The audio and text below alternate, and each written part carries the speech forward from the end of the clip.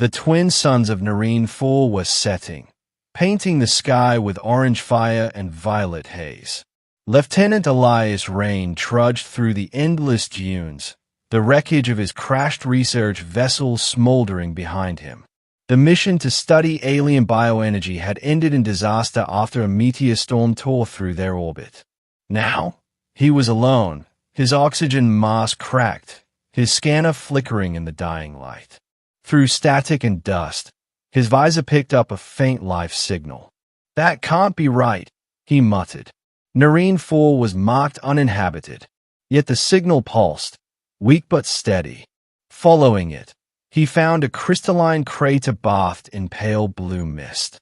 At its center lay a silver-skinned figure in torn ceremonial armor, bleeding, her chest caved in by an energy blast. Her hair shimmered like strands of light. Elias froze. Even dying, she radiated nobility. He knelt, fumbled with his medkit, and pressed a stim patch to her chest, but his tech couldn't read her biology. Desperate, he removed his glove and placed his hand on her skin to feel a pulse. The air exploded with light. Energy surged between them, warm, electric, alive.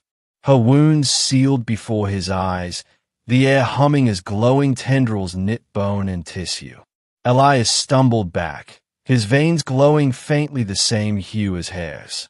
The alien gasped, eyes opening, burning indigo. "You touched me," she whispered. "You carry the spark of renewal." Before Elias could respond, black-armored drones screamed across the sky. When he woke again, he was surrounded by towering figures clad in living metal, eyes like stars. The revived alien stood among them, dressed now in flowing silver robes. She gazed at him with calm wonder while the others looked on with distrust. "She is Princess Seraphine of Orleans," said a god.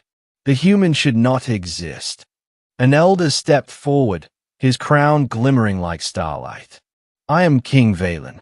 My daughter was struck down in battle, preserved in the cradle of healing. And yet, she awakens because of you." Seraphine met her father's gaze. "He carries the oracle within him." It responded to him as if he were one of us. The court erupted in whispers, some awed, others furious. "Blasphemy," one voice hissed. Valen silenced them. "He will be studied."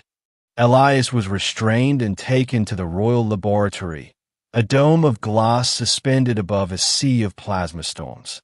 Scientists surrounded him, their instruments singing in resonance with his heartbeat. Their results stunned them all. Elias's cells now emitted auricore energy, identical to royal DNA. His touch could power dormant conduits. His pulse matched the Orleans frequency. Each night, Seraphine visited him. "Your memories of Earth flow through me," she said softly. "I see your skies and oceans when I dream." Elias smiled faintly. "Guess that happens when you share a spark."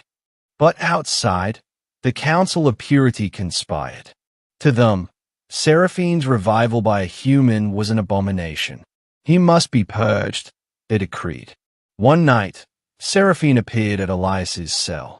"They'll execute you at dawn. We have to leave." He hesitated.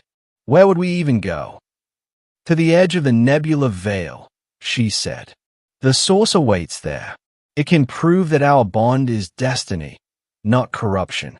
Under cover of stormlight, they escaped in her living ship, the Silver Hymn.